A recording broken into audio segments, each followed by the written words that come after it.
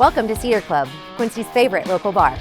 A friendly corner bar with a laid-back atmosphere and affordable drinks. It's the perfect spot for a great time. With entertainment galore, including shuffleboard, golden tee, pool, foosball, and winning gaming machines. Cedar Club's latest edition is the best spot to catch your favorite game.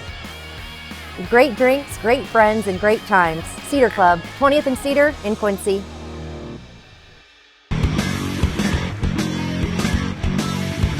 Hey everybody, welcome to the Daily Muddy. I'm Ashley Conrad. Joining me today, Kevin Young with Ameren. Hello Kevin, how are you? I am well, thank you for having me. Well, thanks for being here. I heard you had to take a little bit of a drive to get here, so I appreciate it. Yeah, a little bit of a drive, but it's worth it. Yeah, so Kevin, you are the electric training manager for Ameren, right? That is correct. Okay. I manage electric training. Electric training. So now we'll get to kind of what all that means in just a second, but essentially you're training people to go out and be line workers, right? That is correct. Okay, now when I say line workers, I am going to slip up and say linemen because that's the industry term for years and years and years, right? That is correct. Okay, but just so everybody knows, line women are welcome as well. Absolutely. Yeah, the trade is safer now than it's ever been, and it's not just about physical or brute strength in that. So women are encouraged and accepted and really have a place in line work. Excellent. So I know a few line workers. Actually, we just had our huge windstorm out, and it really affected just like behind this one corridor behind our neighborhood. Okay. And the line workers were out there, oh my gosh, morning to night, and we thought it was going to be days. But they had those poles and those lines up in like no time flat. And watching them do the work is so intriguing and so almost exciting, but nerve-wracking, right? Because it's dangerous, right? That is correct. Okay, and I don't want to like scare people into, not going into this line of work, but you have to also respect it. Oh, absolutely. We respect it. We have rigorous and robust training, so our training program is 3 years, 6,000 hours. Okay. And coupled with that, there's a lot of on-the-job training. So as long as we follow our safety procedures and protocols and commit to consistent compliance, basically, there's a safe space in doing the work. Right. Yep. Excellent. So speaking of, the compliance and the training, how does one get involved in even, or I guess, what are the steps from going from, I think this is interesting work to, I think I want to be a line worker? Well, we do various networking in the communities that we serve, trying to enlist people to get them excited about the potentials of doing line work. There are line schools that are available for people to attend. Okay. And just your neighbors. We don't just work in these communities, we live there as well. Right. So if you seek out someone who's familiar with the trade and those sorts of things, that's a pathway really to coming on board. Sure. So now, if you're interested in the work, but you want to kind of know a little bit more about, let's talk about, of course, it's rewarding. Yes. But it can also be challenging. Absolutely. Right? Yeah. You're looking, if you think about it, when the weather is the most extreme, we're leaning into it when others are trying to take shelter. So it is challenging.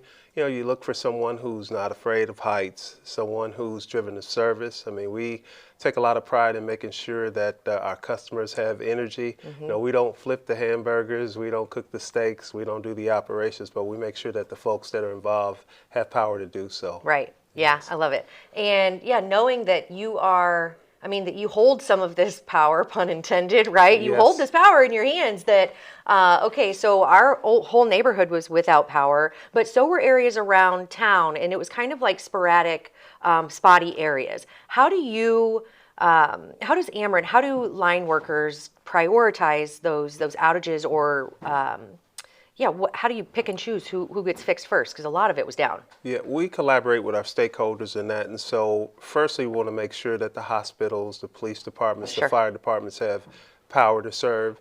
And then we look at how can we impact the majority of our customers. So we want to get the thousands on, the hundreds, and even down to the single customers. Right. But we prioritize from that perspective. Gotcha. And then so we mentioned you kind of dipped your toe into the training, but 6,000 hours, when you say it sounds, 6,000 hours. But what's involved? Is it classroom? Is it on the job? Is it what does that look like? It's a mixture of both. Okay. We have 6 phases of training to where the apprentices actually come to our school. The first module, if you say it like that, is a 5-week where we have an intense amount of climbing and those sorts of things, really introducing the apprentice into what it takes to be a line person. And then there's transformers and all the various attributes to being a lineman that are encompassed in those phases of training. Yeah. It sounds very in-depth. Also a very respectable career. So when you start as a lines person or an apprentice, again, I've known a few. A lot of them are line workers, but then some of them kind of move up through the company into different, I don't know if it's a ladder or seniority or how that works, but then there are different opportunities, right? There are definitely several opportunities. One is you could do like myself. I'm a journeyman lineman by trade, and I went into management. But there's several levels, and then we have substation and other things that you could actually find yourself in. Just depends on your interest. Okay. Some of it has to do with your education and those sorts of things. But yes, you can start as a lineman and end up in various positions throughout the company. Right. So opportunity for growth. Absolutely. Yeah, I love it. Now we know, locally we have Ameren, and I'm sure everywhere else. Now, is it just in Midwest? Is Ameren just Midwestern? Basically, our footprint in Illinois, we go all the way to 80, and then as far south as like Cairo and that. So we've got a pretty good footprint in Illinois. Yeah. And then, of course, we're in Missouri as well. Okay. Now, you are always looking for people to go through this training? Are you hiring now? What does that look like? We are hiring now, and we are always looking for people in the trades. I think in the trades in general, we're getting older, if you will. Yeah. And so aren't we all? Yeah. Yes, and so bringing on new talent, new ideas is something that's big to us at this time. Right, absolutely. Yeah. Okay, and then before we get to more information on how people can find out a little bit more about the apprenticeship or how they can get started, as the electric manager for Ameren, and me being just, me cruising around the neighborhood, especially on a beautiful day like today, there are differences in power lines and, of course, like phone lines and internet and all that stuff. How do I know the difference, or should I care if I see a wire on the ground? Or what's kind of the standard for when I call and who do I call? That's a very good question. You see a wire on the ground, call us. Call Ameren. 1-800-755-5000. Okay. We go through that robust training, and so ours is probably going to be the most hazardous and can be the most critical if you get involved. So absolutely call us first. We have no problem rolling the truck out there. It doesn't matter if it turns out to be cable TV or not, but we want to make sure that it's safe. Gotcha. Yep, gotcha. Absolutely. So if you see a down wire anywhere, especially walking around with the weather, being nice after some colder weather, right? It might be more likely that some wires are down that maybe y'all don't know about. So make sure you give Ameren a call. And if you want to be involved in line work, which is, of course, very, very important to everybody who uses that power, how do they learn more about what positions are open or how to even get started in that? One of the things they can do is go out to our website, Ameren.com, and there's all kinds of information specific to Ameren. But if you're interested in doing line work in general, the information is out there online and those sorts of things. So, but definitely look us up at Ameren.com. Yeah, excellent. And then the pay is pretty good, right? Because we know that it's not a super easy job, but we want to throw that out there in case people are like, why would I get involved in that? I mean, the pay is pretty good, and then opportunities for advancement, right? Oh, absolutely. Yeah. And when we are looking and networking with people, we tell them it's not a job, it's a career opportunity. Right. So to your point, yes, we do have a very good salary that we make, but the main thing, though, is you have to be given and committed to service. Right, committed to service, which is really important. And yeah, you got to be willing to put yourself out there, not only to start, but yeah, you got to be willing to run towards the issue, right, rather than away, which is kind of I always talk about fight or flight. I'm definitely I'm a flyer. You're a flyer. Yeah, I'm a flyer. Yeah. But if you're not, if you want to be involved and you are dedicated to service and you want to get more information on being a line worker or anything with Ameren, go out to the website, reach out to Kevin and crew. Kevin, thank you so much. Anything else you want to talk about? Again, I think you hit on it earlier. Yeah. For anyone who's listening, we want to make sure if you see down power lines, stay away from them. Call us, Yeah. 1-800-755-5000, and just know that we're coming. Yeah, love it. Yeah. Okay. Don't try to do it yourself, Absolutely right? not. Call the people who are qualified for it, and definitely after all that training, they definitely are. So, Kevin, thank you so much. Appreciate you coming in. Appreciate you making the drive. Thanks for having me. Absolutely. All right, coming up next, Brittany and Ashley and Coffee Talk. See you soon. Instant Replay is your local sports bar. With 18 big screen TVs, we have all the sports packages from college games to pro games. We offer daily drink specials, and come check out the Bullpen, our newly renovated beer garden. Instant Replay, 2739 Chestnut in Quincy. Are you looking for the perfect venue for your next special event? Check out Utopia Event Center. Utopia has a large banquet room and an awesome bar area, perfect for anything from birthday parties to formal corporate meetings.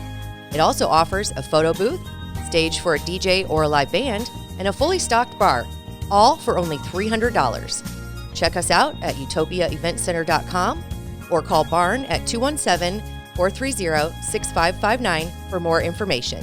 Utopia Event Center, 900 North 12th Street in Quincy. The Liquor Booth is your home for a huge selection of beer, wine, and spirits. The Liquor Booth has 2 locations in Quincy, 3520 Broadway and 1500 North 12th Street. The Liquor Booth, where it's always happy hour. Welcome to the Abbey, a Quincy tradition. With 6 big screens, a new larger kitchen, and now more seating capacity, the Abbey is the place to be before, during, and after the big game. Come enjoy fan favorite appetizers, steaks, burgers, and a variety of daily food and drink specials. Can't join us? Carryout is available too. Now with a convenient drive-up window to better serve you. 1736 Spring in Quincy. Opens at 3 p.m. Tuesday through Sunday. Come join all your friends at the Abbey, a Quincy tradition. The Tower, a great place to meet and eat. But did you know the Tower has one of the finest drink selections in our area? Along with its incredible Mexican menu, the Tower specializes in tequilas for every taste. Names like Patron, Cabo Wabo, and Hornitos. And don't forget the margaritas. On Mondays and Tuesdays, stop by and pick up a single topping pizza and get Tower margaritas to go. Enjoy the Tower at home or in our dining room, bar area, or the Tower's signature climate-controlled porch. The Tower Pizza and Mexican in Quincy. And welcome back. Now it's time for Coffee Talk. Thanks to EFB, we get to spill the tea. Ashley and Britt B here today on this lovely day. It is beautiful. It is beautiful. Now, we always talk about City Council, what's going on in social media, because I think that that's where, right or wrong, combined with Muddy River News, that's where we get our information, our tea, if you will. Yes. Right? Yes. So, of course, we have the grocery tax. By the time this airs, the voting will be complete, right? Yeah, for the primaries. That has nothing to do with grocery tax. Right. Primaries is over. No. I voted. Yeah, so primaries, grocery. I'm just talking about things that are, over? Well, no, things that are in the city council news, the Facebook news. So, you have everybody out there, prior to this was like, go vote. Lower voter turnout is sad. So sad, which is sad. And then you have issues that, like the grocery tax, like the riverfront development. Mm-hmm. And I don't want to call them issues because they could be potential opportunities. Yeah. Right? But it's not solely for me or us to decide which is an issue, which is an opportunity. And how do we decide that? How do we? Well, by voting. By voting. But that shouldn't, I don't know if that should be like the end all be all the of standard. It. Yeah. Like, yeah. You hear certain talking points, like you did your part, you voted, right? So whoever is the representative then makes the decisions, which right. I don't know. I feel like on certain topics is what we'll call them instead of issues. Mm-hmm. So like the grocery tax or the riverfront. On these topics, yes, I voted my local leaders in, but were maybe these you don't agree with everything that they think on every topic. Were these topics an issue that were even an issue during election? You know, like not all the time do I trust everything in leadership, obviously. And then the biggest thing being, when you're a leader, you should listen is the thing. Right. That's the biggest thing that I don't understand sometimes. Like if you hear it coming from your constituents over and over and over again.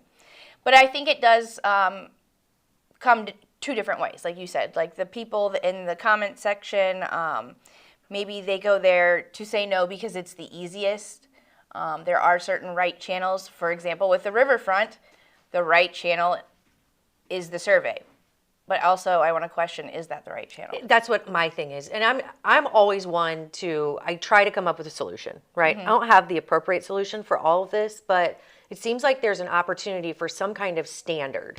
If it's going to be a survey, then everybody has to have access to the survey. And then I would beg that our aldermen or someone they should be sending that out to their constituents. Yes. I mean, they have all the contact. It shouldn't just be living somewhere for everyone to go and find it, because not every demographic knows where to find a survey. Not everybody Especially if it's an online survey. Right. As much as I do believe that online is the way to go, and Sure. like online is, I mean, you have all demographics using that, young but it's not and capturing. old. It's not capturing everyone. Exactly. And I think when you're looking at Facebook as kind of like an echo chamber, because you have certain people that always comment. You have certain people who don't. And maybe there are different reasons for that. Like, I'm not going to comment on a Facebook post about a survey about the riverfront improvement because I don't think it does much good. I don't know if the appropriate people are looking. And also, I think a lot of that is almost polarizing, more divisive, because you get people that get on there and say their piece, and then people that come and argue. It's like, okay, you both are right in your own feeling, but is this the appropriate channel to say these things, or are you doing it to supplement your survey? You know what I mean? I think it's I mean, personally, for like a responsible person, I think it should serve as a supplement. Yeah. I don't think getting on there and saying your opinion is wrong in any way. No, I don't either. Like, especially if somebody's going to say their piece. Yeah. And then somebody wants to chime in and say, but what about this? I mean, that's what the comment section is for. Absolutely. Yeah. I mean, I think personally the comment section is for debating in there. Yeah. Whatever the topic may Sure. be. To sit there and say, like, you see a lot of times when people are debating back and forth, they're like, you know what? The comment section isn't going to do us any good. Right. But I think 9 times out of 10 when they say that, it's because they were defeated in the argument. Sure. So, well, and I think that comment section could do good in getting your voice out there and maybe getting people to see your side of things. I just don't always know enough about the topic because I haven't done my due diligence. Yeah. I just know that people should probably do their due diligence before commenting. Sure, because then you don't have to, you don't have to concede. You don't have to be like, oh, the comment section isn't where we... Yeah. But I always question, okay, if I want to learn more about this, I go to the city's website, and then I look at this master plan, and then where do I get the most up-to-date information? How do I know? Because there have been so many iterations. Do I just go on my gut check of yes or no, I don't want this? Or do I deserve some more information about what has been learned since we have... You know what I'm saying? I have a gut feeling of yes or no about an amphitheater. I have a gut feeling. But I also am I have to do more digging. Okay, what have other cities done? Are there other locations that could be better suited? That I think What's the last place there? What's the last place they landed on? Have there been updates on what's needed from a funding standpoint? If we do it there or if we do it somewhere else? Are there opportunities to use certain funding for... I mean, I don't have all this information, and it definitely plays a part in my decision. Yeah.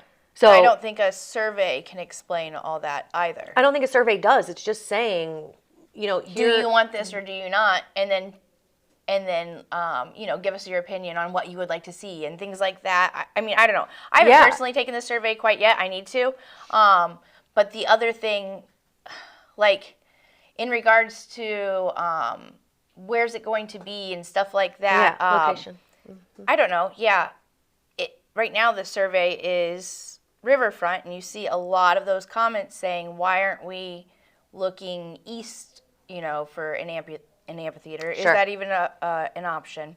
I don't think the question, though, with this survey is, do you want an amphitheater, yes or no? Do you want to develop the riverfront? Yeah. Because that's kind of the first step, right? That was... Yeah. And see, I think we're getting in the weeds, and we're getting it's like homogenized. Everybody's opinion is getting in there and nobody's taking it back to step one. Step one was we want to improve the riverfront.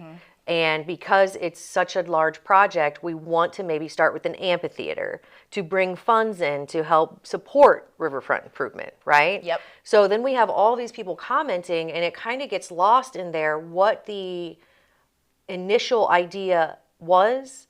And that's why I'm saying, where do I find the information? Okay, have we moved on from the original plan? Are we now starting a new business plan? Yeah, I do believe that they're doing the master plan that was voted on now out of order.